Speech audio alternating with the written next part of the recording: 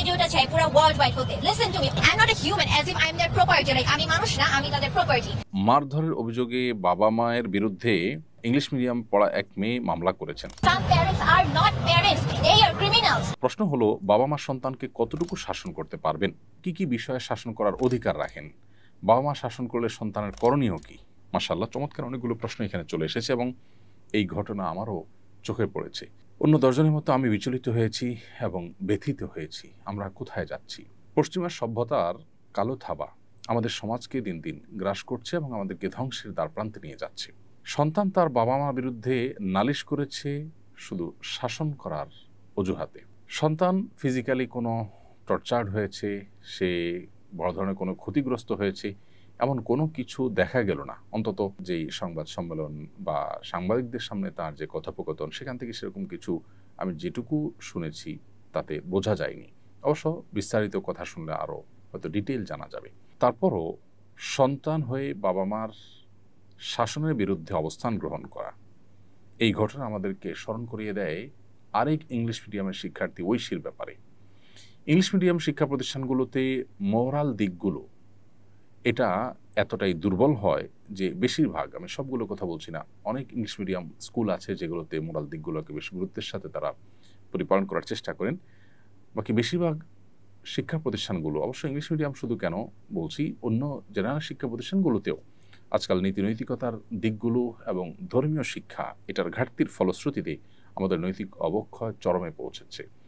আমরা পশ্চিমাদের অন্ধ অনুসরণ করতে করতে করতে তাদের ধ্বংসের গহ্বরে আমরাও নিমজ্জিত হয়ে যাচ্ছি। তাদের পরিবার ব্যবস্থাপনা ভেঙে পড়েছে। বাবা মা সন্তান সন্ততি কারোর মধ্যে সেরকম বোঝাপড়া, সেরকম বন্ডিং নেই যেটা আমাদের সমাজে আছে। অতএব আমরা তাদের অনুকরণের এই পথ যদি পরিহার না করি, আমরা যদি আমাদের নিজস্ব কৃষ্টি, আমাদের নিজস্ব কালচার আছে এবং আমাদের কৃষ্টি কালচার এটাই আমাদের স্বকীয়তা, এটাই আমাদের আত্মপরিচয়ের জায়গা, সেটাকে যদি আমরা ধারণ না করে তাদের মধ্যে হারিয়ে যাই, তাহলে সেক্ষেত্রে আমাদের ধ্বংস অনিবার্য হবে এবং তারা যেভাবে শেষ হয়ে গেছে, তাদের পরিবার ব্যবস্থা যেভাবে শেষ হয়ে গেছে, আমরা সেভাবে শেষ হয়ে যাব। এই জায়গাটাতে আমাদের বিশেষভাবে অ্যাড্রেস করা দরকার বলে আমি মনে করি। এই ঘটনা আমাদের সেই বিষয়টাকে আবারও স্মরণ করিয়ে দেয়।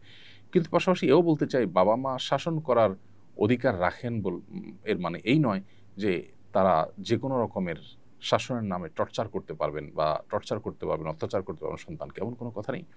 বরং অপরাধ করলে বা সন্তান ভুল পথে গেছে মনে হলে বাবা মা তাদেরকে নাসিহা করবেন, উপদেশ দিবেন, বোঝাবেন, কাউন্সেলিং করবেন। একটা পর্যায়ে তাদেরকে শাসন করার প্রয়োজন হলে সেই শাসন করবার অধিকার রাখেন বাবা মা। শুধু অধিকার নয়, বরং সেটি তাদের প্রতি, তাদের উপর কর্তব্য সন্তানকে শাসন করা। অপরাধ ভেদে শাসনের মাত্রা কম বেশি হবে। সেটি কখনো মৃদু বকাঝকার মধ্যে সীমাবদ্ধ থাকতে পারে, মৃদু তিরস্কারের মধ্যে সীমাবদ্ধ থাকতে পারে, কখনো কখনো সেটি প্রহার পর্যন্ত গড়াতে পারে। ইসলাম শরিয়া দৃষ্টিকোণ থেকে সেটিও অনুমোদিত। তবে সে প্রহার সন্তানকে ব্যথা দেওয়া বা সন্তানকে অত্যাচার করবার উদ্দেশ্য হবে না, সেটি হবে নিছকই তাকে শাসন করবার জন্য। এই প্রহারের ক্ষেত্রে শরিয়ার আবার বেশ কিছু নীতিমালা আছে। এর মধ্যে থেকে একটা হলো, শাসন হতে হবে, যে কোনো প্রহার হোক, যে কোনো শাসন হোক, সেটা হতে হবে সন্তানের কল্যাণের উদ্দেশ্যে। বাবা মা ক্ষুব্ধ হয়ে, রাগান্বিত হয়ে তাদের ক্ষোভকে চরিতার্থ করবার জন্য যদি সন্তানকে শাসন করেন, তাদের গায়ে হাত তোলেন, সেটা জুলুমের পর্যায়ে যাবে এবং আল্লাহর কাছে তার জন্য জবাবদিহি করা লাগতে পারে তাদের। এমনভাবে শাসন করা যাবে না যার ফলে চামড়ায় কোনো দাগ পড়ে যায়, রক্ত বের হয়, আঘাতপ্রাপ্ত হয়ে চরম অবস্থা তৈরি হয়। এরকম কোনো প্রহারের অনুমোদন ইসলাম দেয় না। জাস্ট এটা সন্তানকে ভয় দেখার জন্য, সতর্ক করবার জন্য করতে ইসলাম বলেছে। এছাড়া চেহারা এবং স্পর্শকাতর জায়গায় কোনো আঘাত করা কারোর জন্য ইসলাম অনুমোদন করেনি। অথবা এই মূলনীতিগুলো মাথায় রেখে আপনি আপনার সন্তানকে শাসন করতে পারবেন। পশ্চিমা সভ্যতা বলে না, কোনো শাসন করা যাবে না, বাচ্চাকে কিচ্ছু বলা যাবে না। এই বস্তা পচা সস্তা চিন্তাধারা তাদেরকে কোথায় নিয়ে পৌঁছেছে সেটা আমরা জানি। হ্যাঁ, তারা জাগতিক অনেক ক্ষেত্রে যথেষ্ট অগ্রসর হয়েছে, কিন্তু তাদের পরিবার ব্যবস্থাপনা আজ মুখ থুবড়ে পড়ে গেছে। এটি আমাদের অস্বীকার করবার কোনো সুযোগ নেই। পক্ষান্তরে আমরা আমাদের গ্রাম বাংলায় আজ থেকে 1-2-3 দশক আগেও যে চিত্র দেখেছি, বা এখনও অনেক জায়গায় যে সমস্ত চিত্র আছে, বাবা মার চোখ রাঙানিতে সন্তান শাসিত হয়, সেই শাসনে সন্তান সুপথে ফিরে আসে। বাবা মার যে শাসন করতে গিয়ে গায়ে হাত তোলা, সন্তান সুলভ যে প্রহার, সে প্রহার অনেক সন্তান সারা জীবন স্মরণ করেন এবং সেই প্রহারই সন্তানকে মানুষ মতো মানুষ হতে সাহায্য করে। পশ্চিমাদের মতো স্বেচ্ছাচারী মনোভাবের সমাজ যদি আমরা বিনির্মাণ করি, তাহলে সেক্ষেত্রে বাবা মা কেন কেউই সন্তানদেরকে যা খুশি তা করতে বাধা দিবে না, এবং সেটা ফলশ্রুতিতে তারা বৈষয়িক উন্নতি হয়তো করতে পারে, কিন্তু তাদের চারিত্রিক অধঃপতন নিশ্চিত। অতএব এই জায়গাটাতে আমাদের খুব ভালো করে রপ্ত করা দরকার যে ইসলাম আমাদেরকে যে নীতিমালা দিয়েছে, এটা আল্লাহ এবং তার রাসূলের পক্ষ থেকে দেওয়া নীতিমালা। এটা মানুষের বানানো বিবেক প্রসূত করে নীতিমালা নয়। অতএব এই ইসলামী শরিয়ার মধ্যেই আমাদের কল্যাণ রয়েছে, নিহিত আছে। আজও অনেক বড় বড় পদে অধিষ্ঠিত সরকারি বেসরকারি বিভিন্ন পর্যায়ের কর্মকর্তা ব্যবসায়ীরা আছেন যারা ছোটবেলায় অনেক শাসনের মুখোমুখি হয়েছেন বাবা মার, তাদের কেউ কিন্তু তার জন্য কোনো দুঃখবোধের কথা তারা বলবেন না। অতএব আমরা যদি ঐশীর মতো সন্তান না চাই, আমরা যদি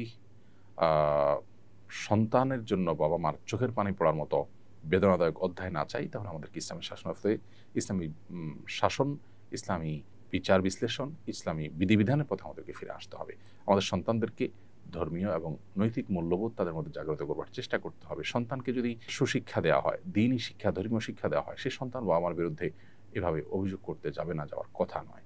তবে খোলাসা কথা হলো, বাবা মাও শাসন করতে গিয়ে সীমা ছাড়িয়ে চলে যাবেন না। এমনকি বকাঝকা করতে গিয়েও সন্তানের মানসিকতা, সেটাকে লক্ষ্য রাখা, তার কোনো টর্চার হচ্ছে কিনা, সে কতটা নিতে পারবে, সব সন্তান একরকম হয় না, ভেঙে পড়বে কিনা, এ বিষয়গুলো মাথা রাখা দরকার। অতএব বাস্তবতা বিবেচনা না করে বাবা মা শাসনের নাম করে যদি এমন কিছু করেন যা সন্তানকে ক্ষতিগ্রস্ত করে, তাহলে সেটা অবশ্যই নাজায়েজ হবে, অনুচিত হবে। আমি একজন শিক্ষক, আমার নির্ধারিত বিষয়ের পরীক্ষায় কম নম্বর পেয়ে একজন শিক্ষার্থী আত্মহত্যা করেছেন।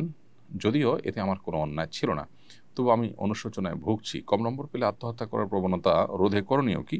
এজন্য অতিমূল্যায়ন করে বেশি নম্বরও তো দিতে পারি না, পরামর্শ দিবা দিতে করবেন।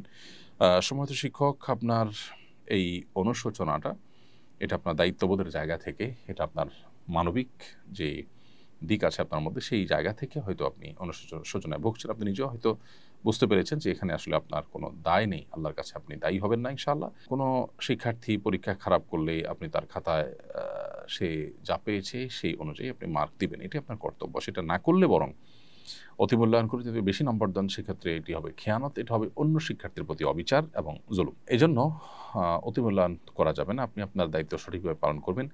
কোনো শিক্ষার্থী যদি বিপদগামিতার পথে পা বাড়ায়, তার দায় তার নিজের একান্ত। পরীক্ষায় খারাপ ফলাফল করার কারণে আত্মহত্যার দিকে চলে যাওয়া, পরীক্ষা দিতে না পারার কারণে পাগল পড়া হয়ে যাওয়ার ভিডিও আমরা দেখতে পাই বিভিন্ন সময়। এমনকি বাবা মা অস্থির হয়ে কান্নাকাটি করে পাগল পড়া হয়ে যান। এই বিষয়গুলো পরিষ্কারভাবে আমাদেরকে ইঙ্গিত করে, আমাদেরকে বার্তা দেয়, জানান দেয় যে আমরা প্রচণ্ড রকমে ভোগবাদী, বস্তুবাদী হয়ে গেছি। একজন মুসলিম যিনি আখিরাতে বিশ্বাসী, যিনি আল্লাহতে বিশ্বাসী, যিনি কোরআন এবং সুন্নাহয় বিশ্বাসী, তার অবস্থান, তার ক্রিয়াকর্ম কোন অবস্থাতে এরকম হতে পারে না। পৃথিবীর সব কিছু চলে গেলেও মানুষ হিসেবে কষ্ট তো আমরা পেতেই পারি, কিন্তু ভেঙে চুরে দুমড়ে মুশড়ে আত্মহত্যার পথে চলে যাওয়া, এটা আমাদের আখিরাতের প্রতি বিশ্বাসের সাথে সঙ্গতিপূর্ণ নয়। পরীক্ষা ফেল করা মানে আমার সব শেষ হয়ে যাওয়া নয়। আমার পৃথিবীর সবও যদি শেষ হয়ে যায়, আখিরাতটা যদি আমার ঠিক থাকে, তাহলে তো আমার খুশি হওয়া উচিত, শুকরিয়া আদায় করা উচিত যে আমার আখিরাতটা অন্তত ঠিক আছে। অতএব আমাদের মধ্যে ঈমানি চেতনা এটা দুর্বল হয়ে যাওয়ার কারণে, আখিরাতের প্রতি বিশ্বাসটা দুর্বল হওয়ার কারণে বৈষয়িক বিষয়টা আমাদের কাছে অনেক বড় হয়ে দেখা দেয়, এবং যার ফলশ্রুতিতে আমাদের এই অধঃপতন শুরু হয়েছে। গোটা পৃথিবীর বিভিন্ন প্রান্তে প্রান্তরে উন্নত দেশগুলোতে যে পরিমাণ আত্মহত্যার প্রবণতা এবং ঘটনাগুলো আমরা দেখি, সেগুলো কিন্তু একই ইঙ্গিত দেয় এবং একই কারণে হয়ে থাকে। অর্থাৎ বৈষয়িক বিষয়গুলো অনেক বড় হওয়ার কারণে মানুষ এ পথে যায়। একজন মানুষ যখন প্রকৃত অর্থে যখন তিনি আল্লাহর প্রতি বিশ্বাসী, আখিরাতের প্রতি বিশ্বাসী হবেন, তার দ্বারা কখনো এটা সম্ভব না। আল্লাহ বলেছেন, ওয়ালা ইয়াইআস মির রাউহিল্লাহি ইল্লাল কওমুল কাফিরুন, আল্লাহর রহমত থেকে অবিশ্বাসী সম্প্রদায় ছাড়া ঈমানদার নিরাশ হতে পারে না। নিরাশ হয়ে এই যে নৈরাশ্য থেকে আত্মহরণের পথে পা বাড়ানো, এটা কোনো ঈমানদারের সাথে যায় না। ঈমানদারের অভিভাবক আল্লাহ, তিনি সবকিছু দেখছেন। ঈমানদার বিশ্বাস করবেন যে সকল দুরবস্থা থেকেও আবার সবচেয়ে ভালো অবস্থায় মানুষ রূপান্তরিত হতে পারে, আল্লাহ সেটি করতে পারেন। সো আল্লাহ প্রতি সে বিশ্বাস, আস্থা থাকতে হবে। অনাস্থা, আস্থার দুর্বলতা, বিশ্বাসের ঘাটতি, এটাই মানুষকে এদিকে নিয়ে যায়। অতএব এই ব্যাপারে আমাদের নতুন করে ভাবতে হবে। আমাদের শিক্ষা ব্যবস্থা, আমাদের পরিবার ব্যবস্থা, আমাদের প্রত্যেকটা জায়গায় ধর্মীয় বিধিবিধান, আমাদের মূল্যবোধ, আমাদের নীতিনৈতিকতার চর্চা, এটা বাড়াতে হবে। তা না হলে আমরা কোন অবস্থাতেই এই দুরবস্থা থেকে উত্তরণের পথ খুঁজে পাবো না। আমরা হয়তো দালান কোঠা এবং ইস্পাত সভ্যতার অন্যতম শেখরে, উচ্চতর শেখরে আমরা হয়তো পৌঁছে যাব, কিন্তু আমাদের ভেতর থেকে আমরা শেষ হয়ে যাব। মানসিক শান্তি আমাদের সমাজে থাকবে না। আস-সুন্নাহ ফাউন্ডেশন, উম্মার স্বার্থে সুন্নাহর সাথে।